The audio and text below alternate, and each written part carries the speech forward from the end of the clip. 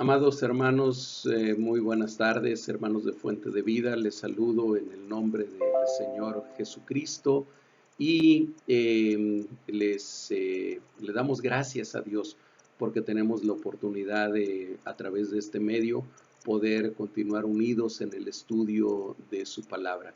Les pido que elevemos una oración al Señor para poner este tiempo en sus manos. Padre, nuevamente te damos gracias por la vida, te damos gracias por tu amor, por tu misericordia y por esta oportunidad hermosa que tú nos das de acercarnos a tu palabra. Te pedimos por favor que tu Santo Espíritu nos hable, que tu Santo Espíritu nos enseñe, tu Santo Espíritu nos lleve a toda verdad. Reconocemos, Señor, nuestra incapacidad para entender a profundidad las cosas tuyas si no eres tú el que nos las enseña. Si no eres tú, Espíritu Santo, el que abre nuestro entendimiento, nuestra mente y nuestro corazón. Toma en tus manos este tiempo, por favor. En el nombre de Jesucristo te lo pedimos. Amén. Hermanos, seguimos estudiando el libro del profeta Isaías.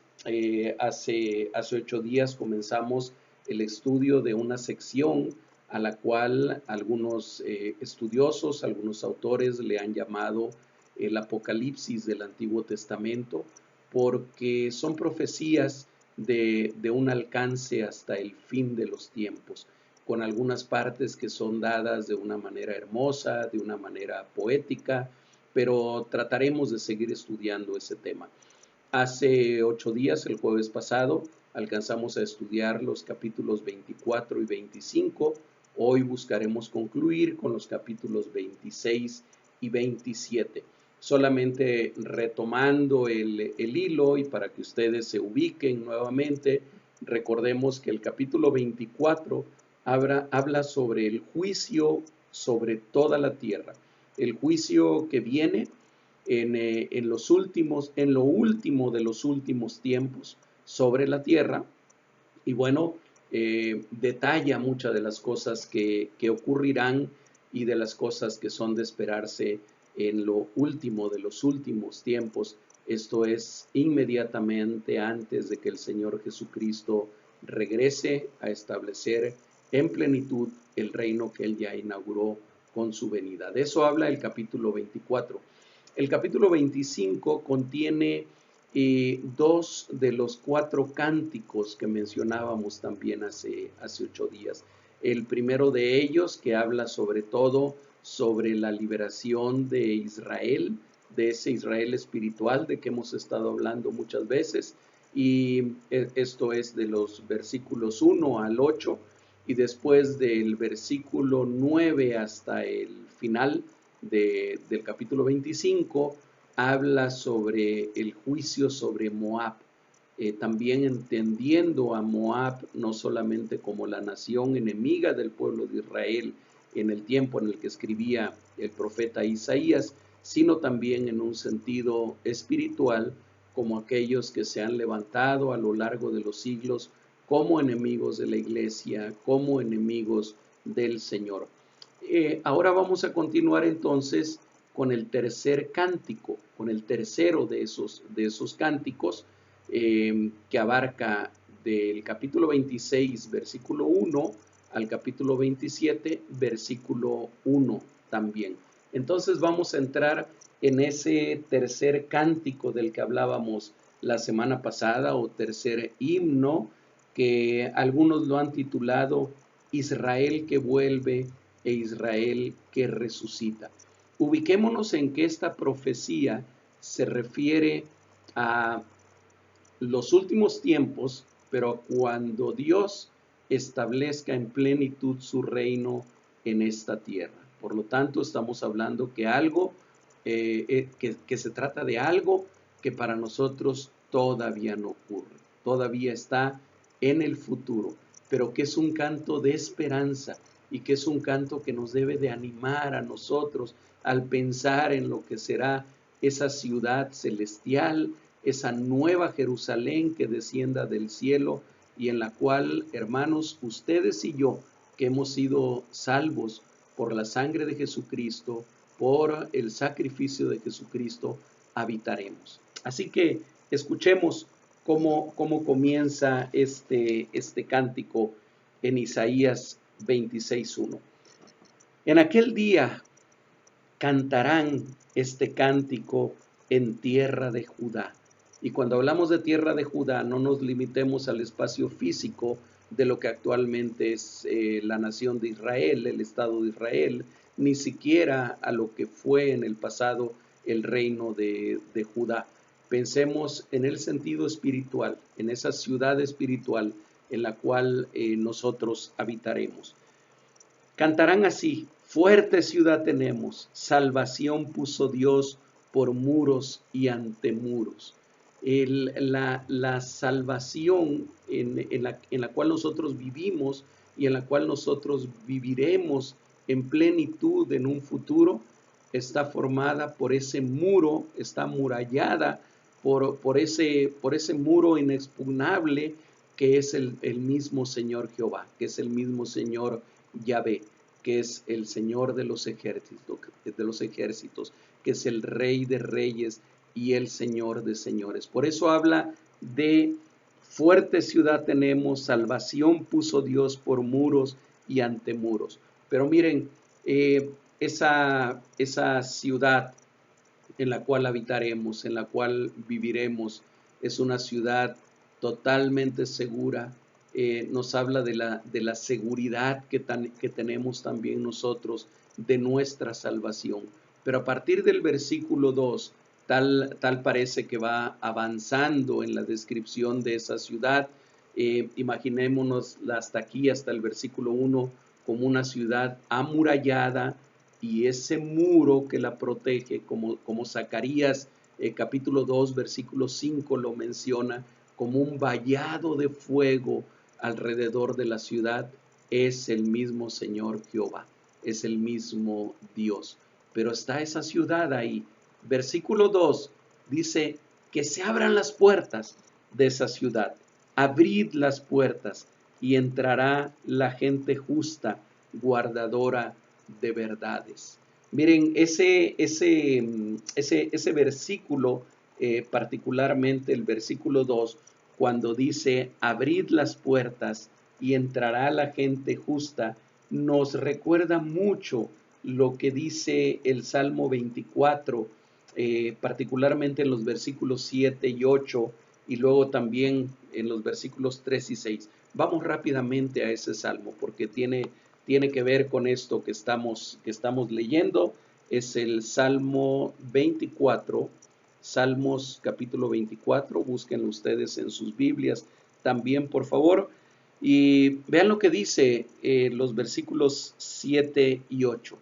Dice: alzad, oh puertas, vuestras cabezas, y alzaos vosotras, puertas eternas, y entrará el Rey de gloria. ¿Quién es este Rey de gloria? Jehová, el fuerte y valiente, Jehová, el poderoso en batalla.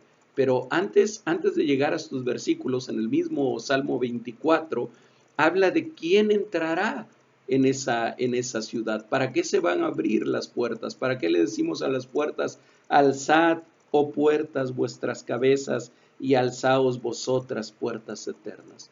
Para que entre alguien, para que entre un pueblo. Y en el versículo 3, Salmo 24, se pregunta: ¿quién subirá al monte de Jehová? O en otras palabras, ¿quién entrará en la ciudad santa de Jehová? ¿Y quién estará en su lugar santo? Y se contesta aquí mismo el salmista: el limpio de manos y puro de corazón, el que no ha elevado su alma a cosas vanas, ni jurado con engaño. Él recibirá bendición de Jehová y justicia del Dios de salvación. Tal es la generación de los que le buscan, de los que buscan tu rostro, oh Dios de Jacob.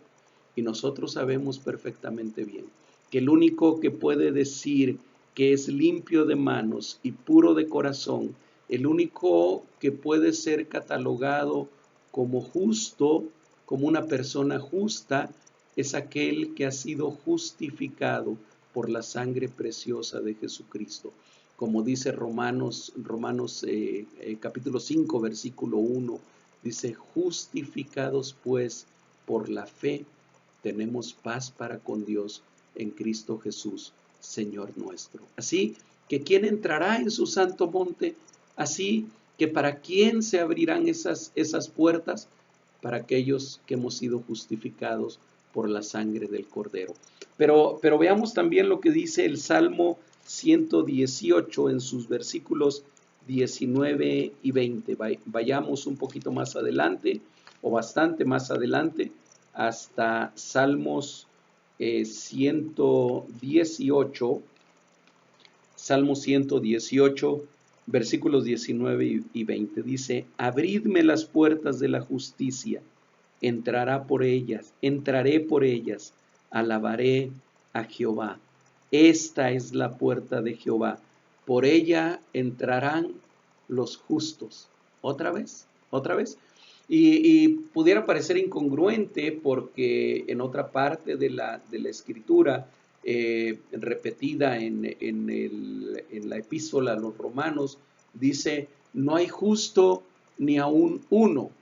Y entonces, por un lado nos dice allá que no hay justo ni aun uno, y por acá nos dice que entrará por esas puertas, entrarán los justos.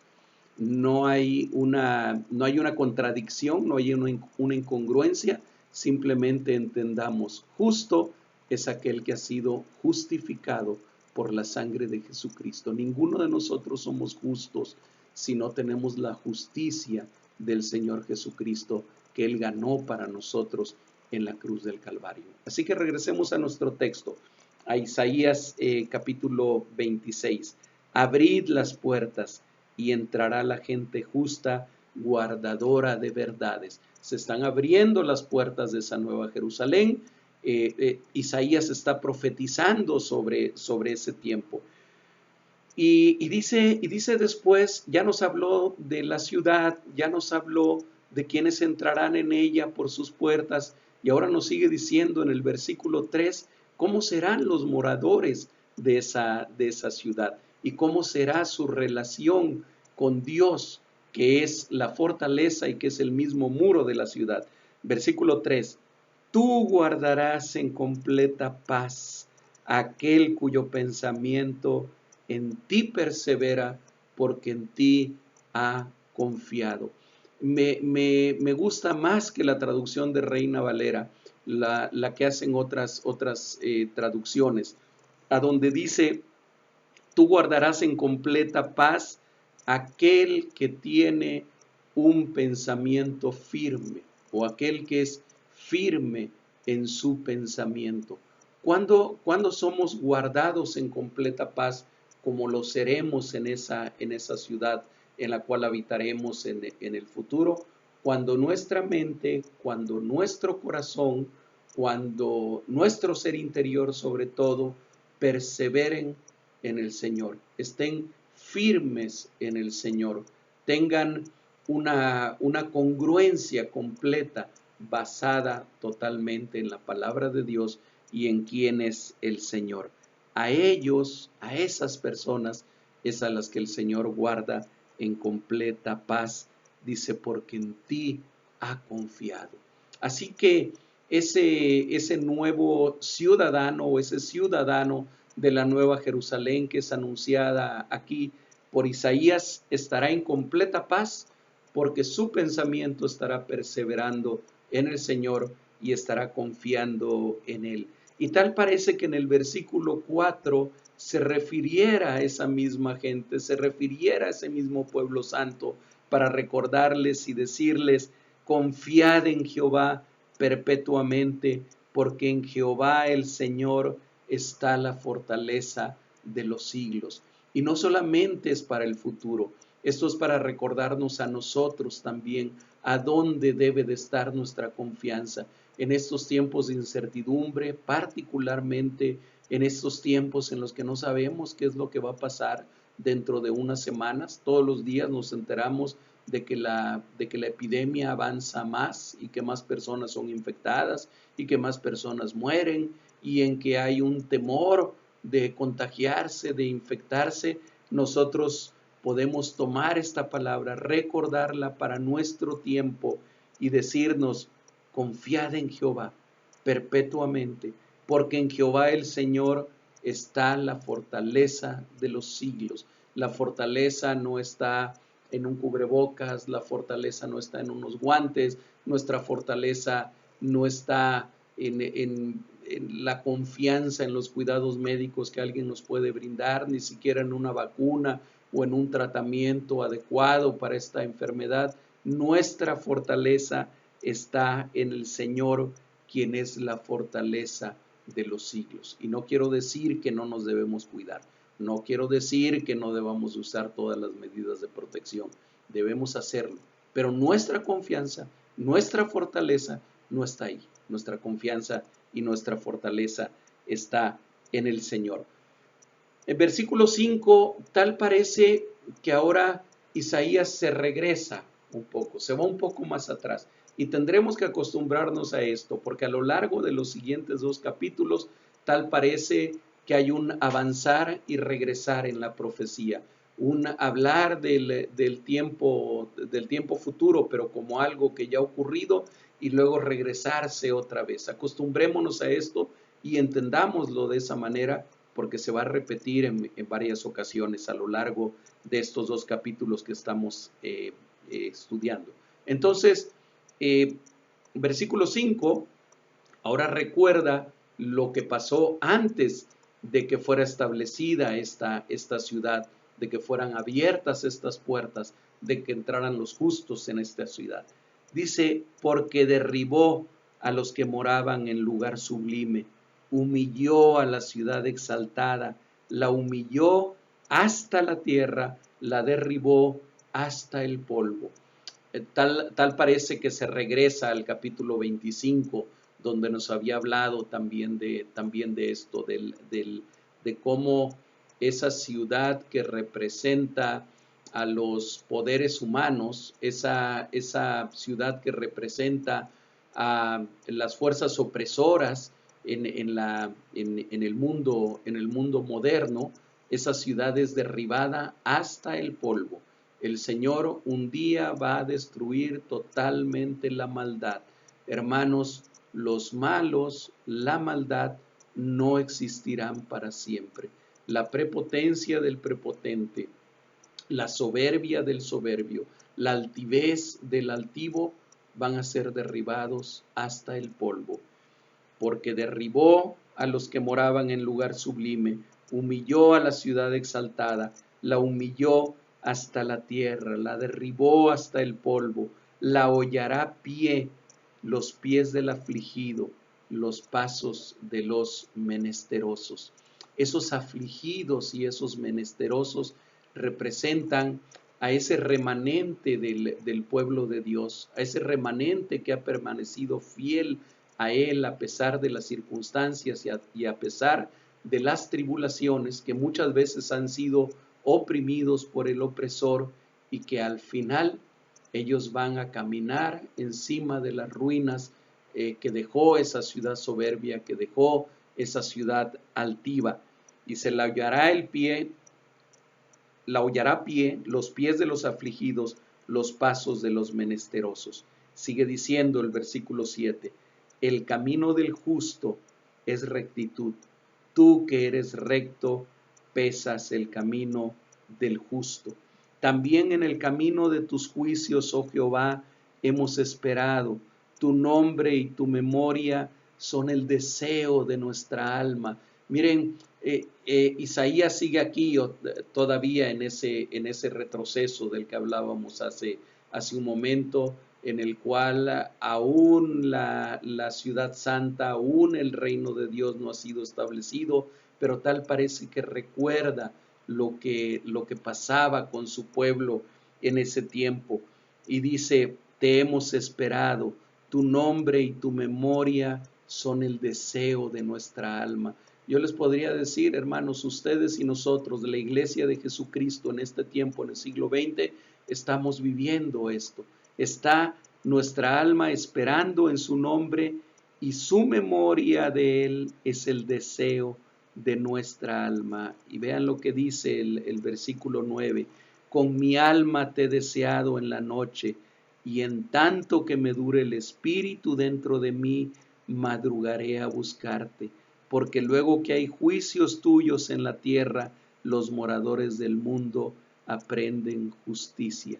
Con mi alma te he deseado en la noche. No está hablando de la noche como esa parte de las 24 horas del día en la que nosotros dormimos. Está hablando de la noche en un sentido figurado. La noche es en la que estamos viviendo todavía, en la cual el sol de justicia todavía no brilla con todo su esplendor, en la cual el Señor Jesucristo todavía no reina en toda su plenitud.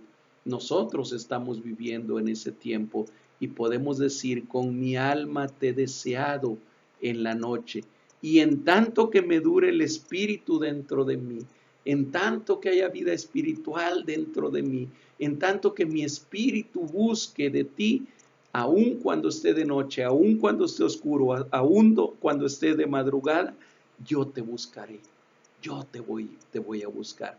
Sigue hablando en ese sentido. Versículo 10 dice, aquí, bueno, nuevamente hay un cambio y da la impresión de que habla ahora en un sentido como de proverbios. Es casi un proverbio lo que dice el versículo 10, y seguramente que otra vez refiriéndose a esa ciudad ahora establecida en el reino de Dios. Se mostrará piedad al malvado y no aprenderá justicia. En tierra de rectitud hará iniquidad y no mirará a la majestad de Jehová. El impío, el malo, el injusto, aun cuando se muestre piedad hacia él, no aprenderá justicia. Esa es una triste experiencia y una triste manifestación de la condición humana caída. Quien no tiene a Cristo en su corazón, quien no ha sido regenerado por el Espíritu Santo en su interior, muchas veces, aunque se le muestre piedad, aunque se le muestre misericordia, no aprende de las cosas de Dios, porque su espíritu está muerto y porque no tiene la capacidad para hacerlo. Y entonces dice, en tierra de rectitud, si estuviera en tierra de rectitud, hará iniquidad y no mirará a la majestad de Jehová. Como diciendo, en esa Judá celestial, en esa Jerusalén celestial, en la cual entrarán los justos, si hubiera impíos que entraran ahí, que no entrarán, por supuesto, pero si hubiera inicuos que entraran ahí, ni aún ahí aprenderían justicia, ni aún ahí mirarían a la majestad de Jehová. Versículo 11 dice, Jehová, tu mano está alzada, pero ellos no ven. Miren, los versículos 11, 12 y 13, los tres comienzan con un Jehová, dirigiéndose al Señor. Y aquí en el versículo 11 dice, tu mano está alzada, tu mano está amenazante, tu mano está por dejar caer el juicio sobre de ellos. Dice, pero ellos no ven. Verán al fin y se avergonzarán los que envidian a tu pueblo, y a tus enemigos fuego los consumirá. Vemos que muchas veces hay personas a las cuales se les habla de que estamos viviendo los últimos tiempos. No queremos ser apocalípticos, ni queremos ser alarmistas, ni exagerados, pero les decía, los últimos tiempos comenzaron desde que el Señor Jesucristo ascendió, han continuado, y tal parece por cosas que están sucediendo en el mundo, que estuviéramos viviendo lo último de los últimos tiempos. Tal parece que la mano de Jehová estuviera alzada, pero sin embargo, quien no tiene ojos para ver, no lo ve, y no lo verán hasta que sean destruidos en su totalidad. Versículo 12, Jehová, otra vez empieza así el versículo, Jehová, tú nos darás paz, porque también insiste en nosotros todas nuestras obras. Tú nos darás paz, porque tú has hecho en nosotros tu obra. Si nosotros podemos tener paz, no es por nuestra obra, no es por nuestros méritos, no es por nuestras acciones, es porque el Señor es el que pone paz en nosotros. Versículo 13, otra vez, Jehová, Dios nuestro, otros señores fuera de ti se han enseñoreado de nosotros, pero en ti solamente nos acordaremos de tu nombre. No importa que muchas veces otros señores, las enfermedades, la muerte, la pobreza, las calamidades, los problemas se quieran enseñorear de nosotros. Nada de eso es nuestro Señor. En ti solamente nos acordaremos de tu nombre. En el versículo 14 sigue en ese mismo tenor, en ese mismo discurso de hablar de aquellos que no entienden, de aquellos que no ven, de aquellos que continúan en su iniquidad. Y dice, muertos son, no vivirán, han fallecido, no resucitarán, porque los castigaste y destruiste y deshiciste todo su recuerdo. La muerte del impío, la muerte del malvado, la muerte de la misma maldad será una muerte para siempre. Aun cuando la palabra de Dios habla de una resurrección de justos e injustos, y nosotros creemos que ese día de resurrección vendrá, los injustos, es decir, aquellos que hayan muerto sin Cristo, aquellos que hayan muerto en su iniquidad, resucitarán, sí, pero resucitarán solamente para morir eternamente, para ir a la condenación eterna. Y hablando de ellos aquí, Isaías, por eso les digo que está hablando de los últimos tiempos, está hablando de aquel día en que el Señor regresará y entonces se establecerá su reino, pero habrá juicio también para el impío. Y entonces dice, no resucitarán. Versículo 15, y ahora vuelve a hablar del pueblo de Jehová. Les decía que esto es como un ir adelante y después regresar otra vez hacia atrás. Vuelve a hablar del pueblo, dice, ahora que los impíos ya no existen, ahora que los impíos ya han sido borrados totalmente y que no volverán a vivir, dice, ahora aumentaste el pueblo, oh Jehová, aumentaste el pueblo, te hiciste glorioso, enchanzaste todos los confines de la tierra. Podemos entender que en aquel día, cuando el Señor Jesucristo venga y cuando todo esto ocurra, el pueblo de Dios será ensanchado hasta los últimos confines de la tierra.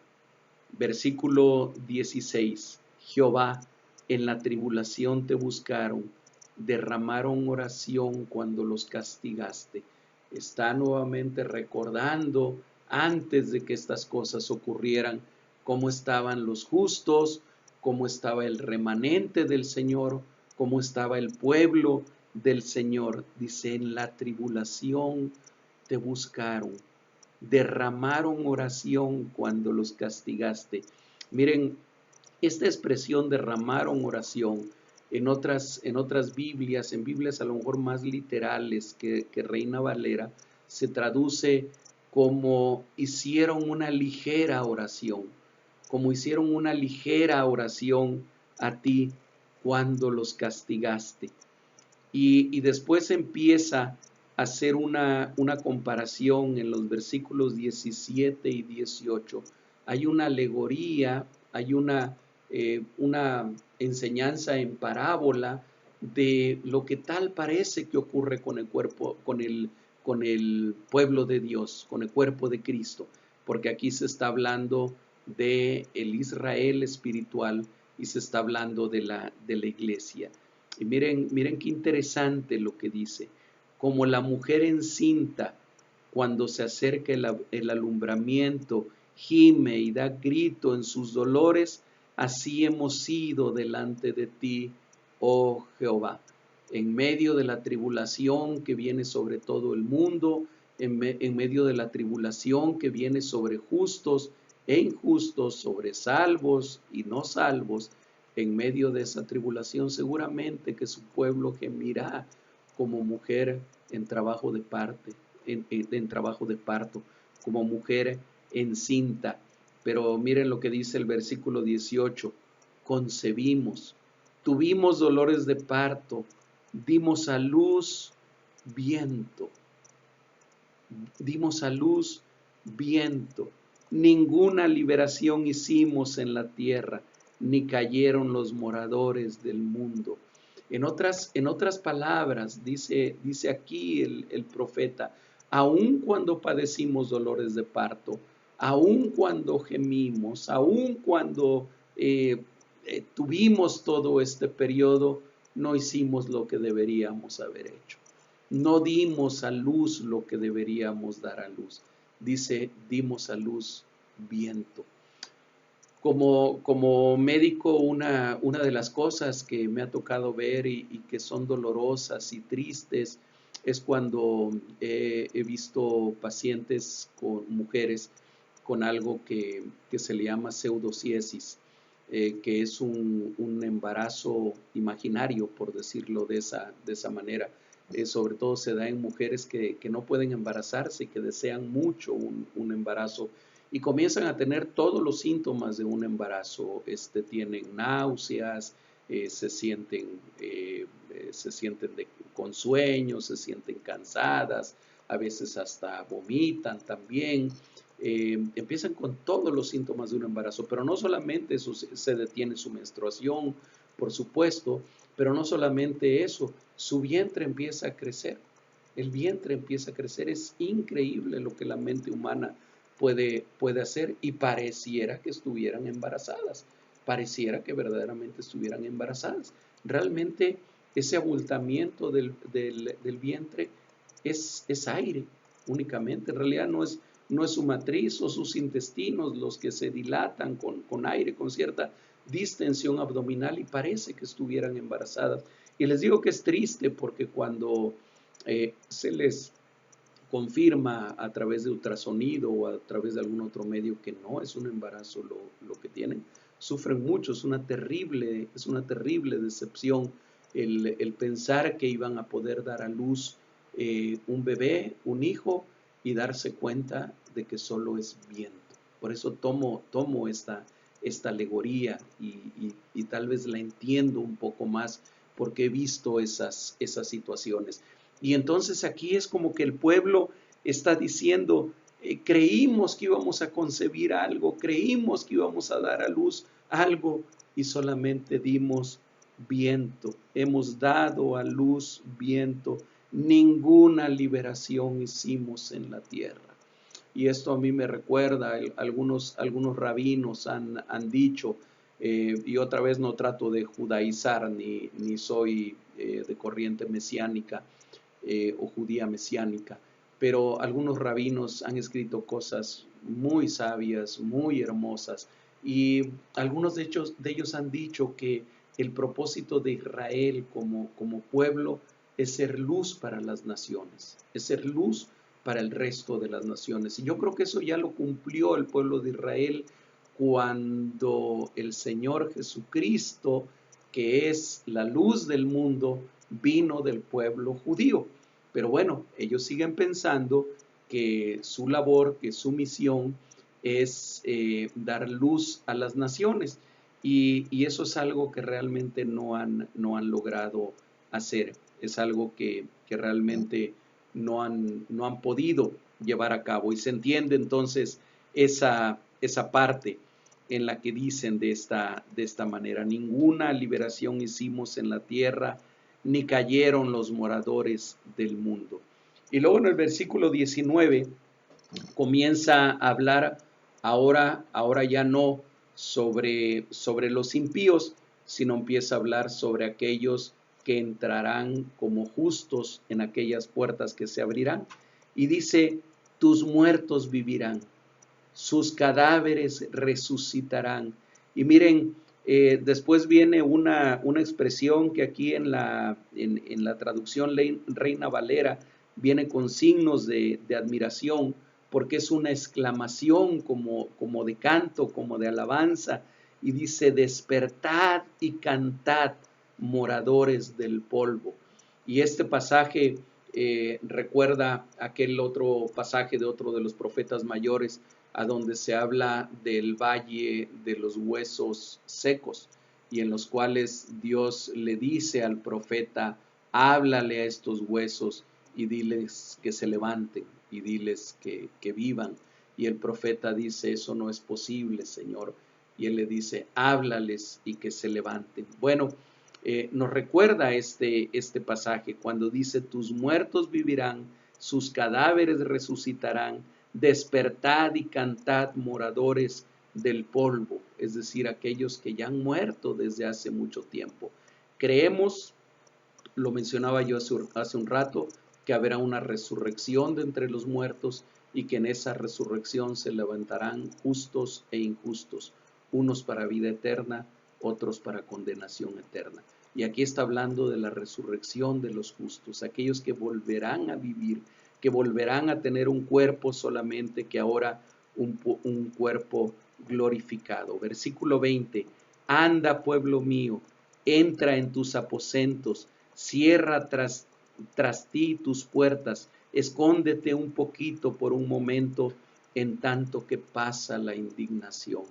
Aquí es muy pertinente hacer una aclaración, porque este versículo ha corrido en los últimos días mucho en las redes sociales, precisamente porque estamos viviendo un tiempo de cuarentena, un tiempo en que hemos sido invitados en prácticamente todo el mundo y también en nuestro país a estar adentro de nuestras casas.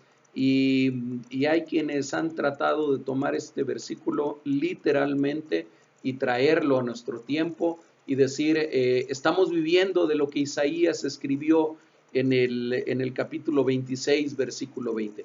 Hermanos, no es así. El contexto de este capítulo no nos permite llegar a esa conclusión. En todo caso, no es la primera vez que la humanidad padece de una epidemia. Ha habido epidemias terribles en el pasado y donde de la misma manera la gente ha tenido que resguardarse en sus casas, en primer lugar. En segundo lugar, aquí está diciendo, anda pueblo mío. Le está hablando al pueblo de Dios. Lo que estamos viviendo en la actualidad no es la cuarentena solamente del pueblo de Dios, estamos viviendo la cuarentena de todas las personas.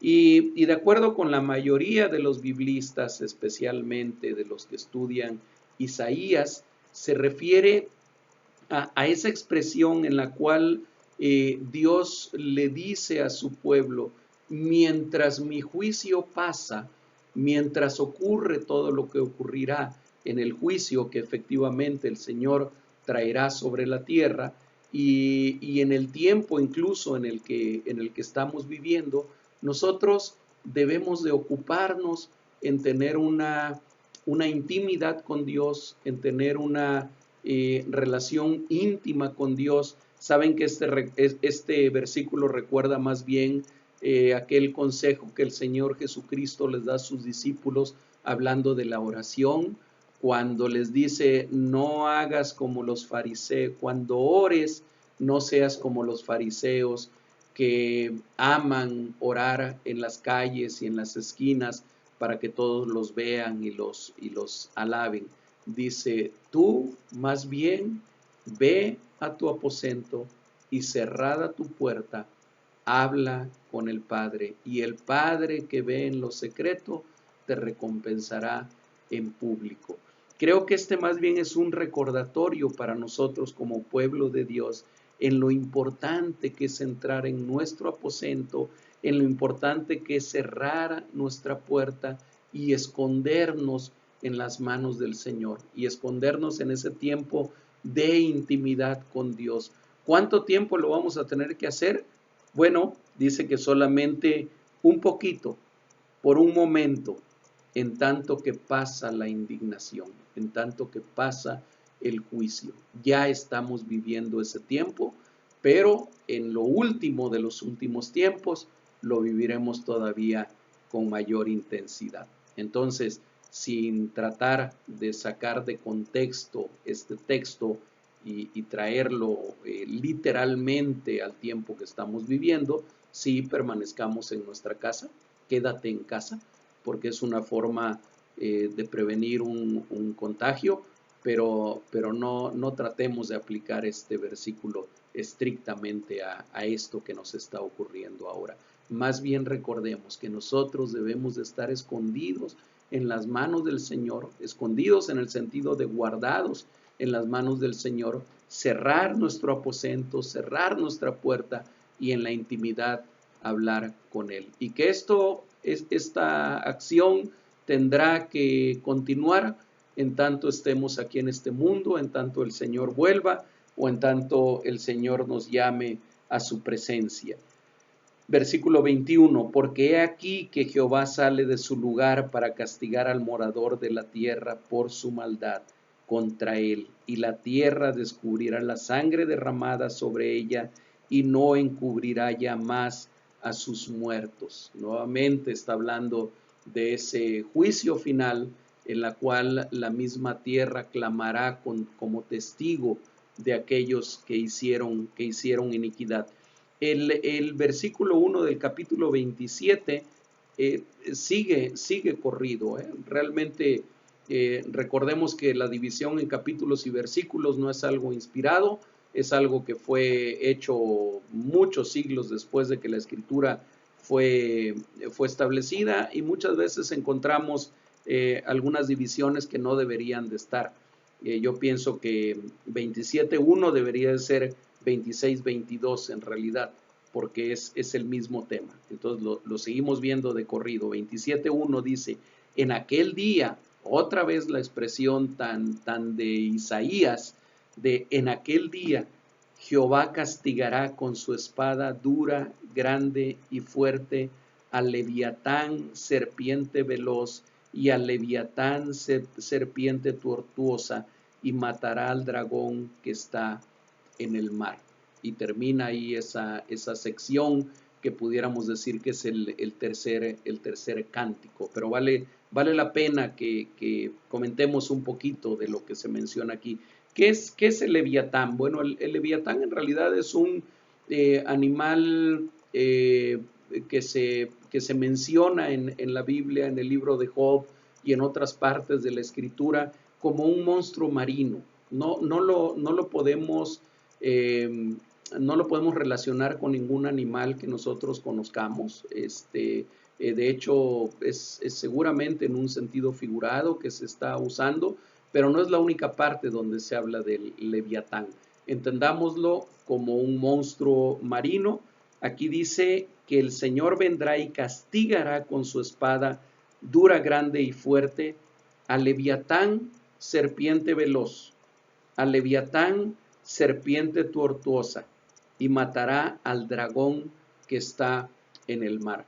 Antes de que nos anticipemos a pensar que está hablando de la bestia o que está hablando de el falso profeta y esos tres personajes junto con la bestia de las cuales se habla en el Apocalipsis, entendamos más bien qué era lo que Isaías estaba tratando de decirle a aquellos que lo leían en su tiempo, que lo escuchaban en su tiempo. A ver, muy probablemente Leviatán, serpiente veloz, se está refiriendo a Asiria. Sería un poquito largo el tratar de explicarles por qué de esta deducción, pero bueno, quienes hacen una exégesis más profunda, sobre todo de los textos en hebreo, pueden sacar esta conclusión. Incluso hablan de que es el reino que surgió junto al río Tigris y que se le identifica como una serpiente veloz y que se refiere probablemente a Siria. Y después, cuando habla de Leviatán, serpiente tortuosa, que hace una referencia al río Éufrates y al imperio que surgió en las márgenes del río Éufrates, que fue el reino de Babilonia, y que entonces se le llama serpiente tortuosa. Asiria y Babilonia, de hecho, estuvieron muy relacionadas y esto coincidiría con que a ambos se les mencione como el Leviatán. Entonces, muy probablemente está hablando de Asiria, está hablando de Babilonia, y luego cuando dice, el último de estos dice, y matará al dragón que está en el mar. Incluso varias versiones, yo estuve consultando algunas el día de hoy, y no traducen dragón, traducen cocodrilo. Aparentemente la palabra en hebreo se puede traducir como cocodrilo, y el cocodrilo es un animal que en el lenguaje bíblico también muchas veces identifica claramente a Egipto. Entonces, probablemente Isaías estaba escribiendo en su tiempo y estaba diciendo: Jehová vendrá con su espada dura, grande y fuerte, y entonces castigará a Siria y castigará a Babilonia y castigará a Egipto. Ahora, estamos hablando de los últimos tiempos. Bueno, ni Asiria ni Babilonia existen como imperios.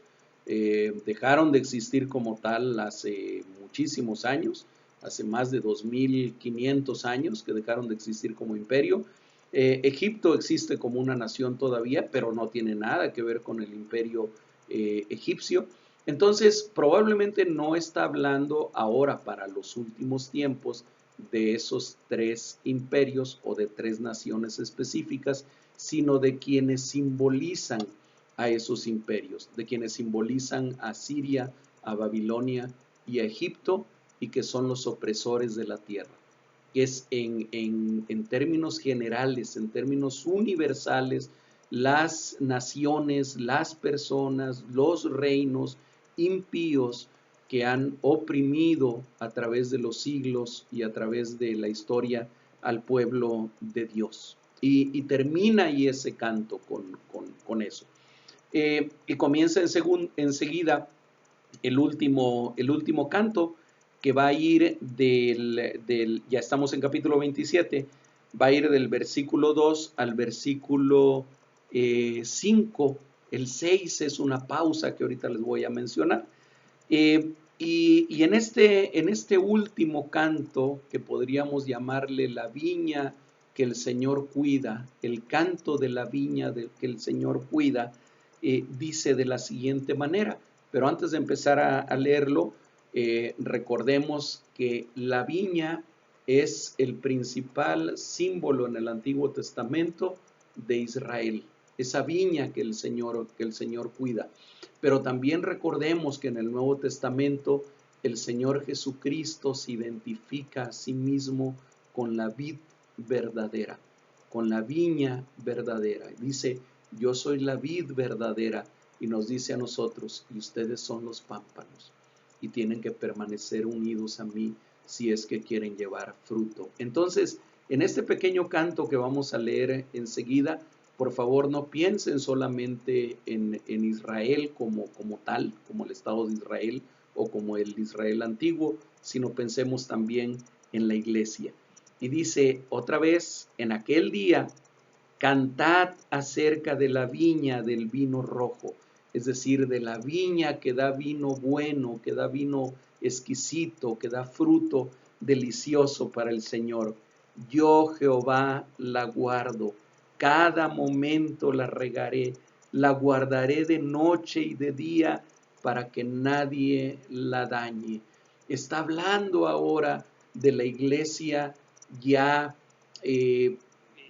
triunfante, de la iglesia que habita ya con el Señor, del pueblo de Dios que habita con el Señor, y dice: yo, Jehová, la guardo cada momento, la regaré, la guardaré de noche y de día para que nadie la dañe. Y agrega: no hay enojo en mí, ya no hay enojo en mí. ¿Quién pondrá contra mí en batalla espinos y cardos? Y aquí significa: ¿quién va a tratar de atentar con espinos y cardos o con cosas negativas o malas contra esta mi viña? Dice: si alguien lo hiciera, si alguien pretendiera hacerlo, yo los hollaré, los quemaré a una, los quemaré como uno solo. Es decir, nadie, el Señor Jesucristo dijo cuando hablaba de su iglesia y cuando después de aquella declaración de Pedro, el Señor Jesucristo dijo, y sobre esta roca que es la declaración que acabas de hacer, fundaré mi iglesia y ni las puertas del Hades prevalecerán contra ella. Es decir, ni las puertas del infierno, ni las puertas de la muerte prevalecerán contra ella. Y aquí lo vuelve a ratificar, pero ahora ya hablando de la iglesia triunfante, no de la iglesia militante que somos nosotros. Versículo 5. ¿O forzará a alguien mi fortaleza? Haga conmigo paz. Sí, haga paz conmigo. No pretendan forzar a mi pueblo, no pretendan dañar a mi pueblo, mejor hagan paz conmigo. Fin del cuarto cántico. Versículo 6 es una especie de pausa antes de que entre la parte final que habla concretamente sobre Israel en los últimos tiempos, pero aquí en el versículo 6 dice, días vendrán cuando Jacob echará raíces, florecerá y echará renuevos Israel, y la faz del mundo llenará de fruto, y la faz del mundo llenará de fruto. Cuando el pueblo de Dios, ese nuevo Israel que somos nosotros, junto con aquellos que nacieron ya en el pueblo judío, en la raza hebrea, florezcamos como tenemos que florecer, entonces todo el mundo será lleno del fruto del Señor. La última parte, y es con la que concluimos nuestro estudio, va del versículo 7 al versículo 13, pero está dividido en dos partes muy claras. Una en la cual habla del juicio sobre Israel y la otra, los últimos dos versículos, que hablan sobre la restauración completa de Israel. Veamos lo que dice la palabra. Versículo 7. ¿Acaso ha sido herido como quien lo hirió o ha sido muerto como los que lo mataron? Con medida lo castigarás en sus vástagos.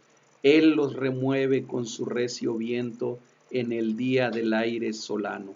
De esta manera, pues, será perdonada la iniquidad de Jacob, y este será todo el fruto, la remoción de su pecado, cuando haga todas las piedras del altar como piedras de cal desmenuzadas, y no se levanten los símbolos de acera ni las imágenes del sol.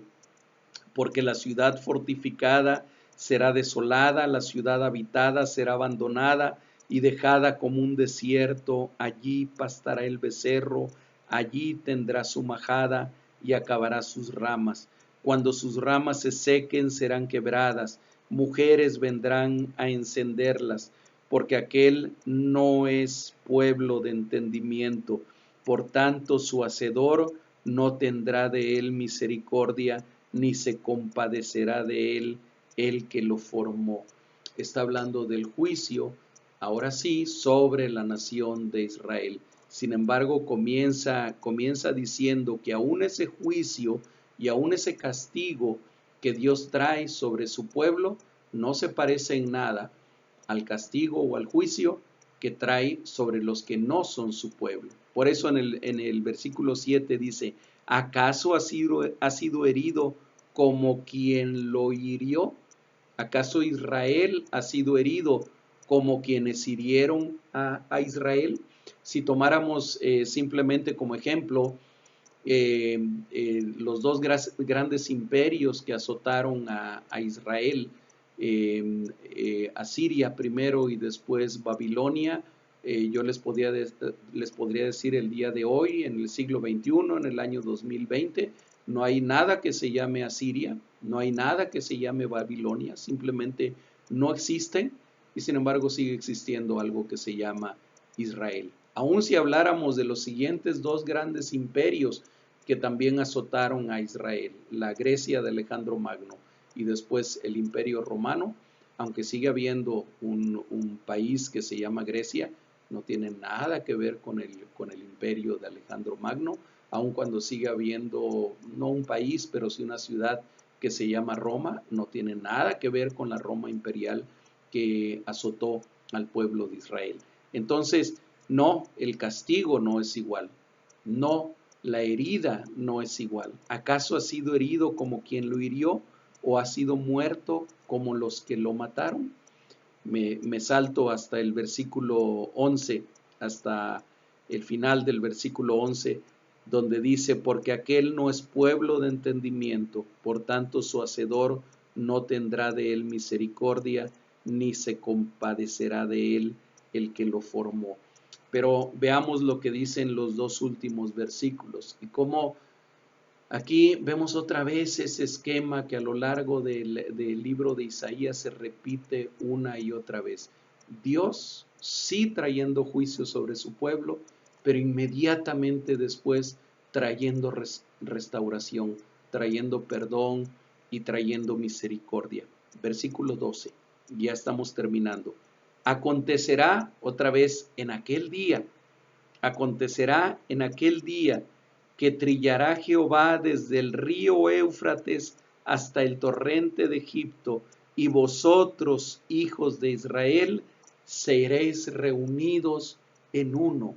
Cuando dice trillará Jehová, esto toma la figura de esta actividad totalmente campesina, que es jalar con el rastrillo para comenzar a juntar algo, para comenzar a juntar a lo mejor el trigo que se acaba de levantar, y habla de juntar desde los confines de la tierra, desde el río Éufrates hasta el torrente de Egipto, como diciendo desde una punta de la tierra hasta la otra punta de la tierra, y vosotros, hijos de Israel, seréis reunidos en uno. Algo que, por cierto, ya aconteció en 1948. Versículo 13. Acontecerá también en aquel día que se tocará con gran trompeta, y vendrán los que habían sido esparcidos en la tierra de Asiria, y los que habían sido desterrados a Egipto, y adorarán a Jehová en el monte santo en Jerusalén. Después de hablar del justo juicio sobre la idolatría de Israel, no perdamos de vista lo que se dice en la segunda parte del versículo 9, dice, cuando haga todas las piedras del altar como piedras de cal desmenuzada, y no se levanten los símbolos de acera ni las imágenes del sol. Israel había caído en una idolatría terrible. Acera era una de las principales diosas, si no por decir la principal diosa de los cananeos, llamada la reina de los cielos, también, a la cual se le sacrificaban incluso bebés recién nacidos. Dice, ni las imágenes del sol, una parte de la creación de Dios que también fue tomada como Dios por muchas culturas. Dice, cuando Israel haya dejado de hacer todo eso, porque yo lo voy a castigar, porque yo lo voy a corregir, porque yo voy a traer juicio sobre ellos. Pero después de que eso pase, ese pueblo de Dios que es amado por el Señor, dice, así como trillando, yo los voy a traer nuevamente, y en aquel día adorarán a Jehová en el monte santo de Jerusalén. Aquí termina esta sección de Isaías, que es del capítulo 24 al capítulo 27. Vamos a comenzar el próximo jueves, si Dios lo permite, con otra sección que comienza con el capítulo 28, y déjenme ver si tengo por aquí en mis apuntes hasta qué capítulo llegaremos para que ustedes lo puedan ir preparando, lo puedan ir estudiando para el próximo jueves. Permítanme un segundo, por favor. Vamos a ir, discúlpenme, vamos a estudiar el próximo jueves Isaías del capítulo 28 al capítulo 33. Es lo que estaremos estudiando. Por favor, léanlo en el transcurso de la semana. Isaías 28 al 33. Hermanos, que el Señor les bendiga, que el Señor les guarde. Cuídense mucho, por favor, estén dentro de sus casas, tomen todas las precauciones y aprovechemos este tiempo para estudiar la palabra de Dios y para estar en comunión con el Señor en oración también. Que el Señor les bendiga, hermanos.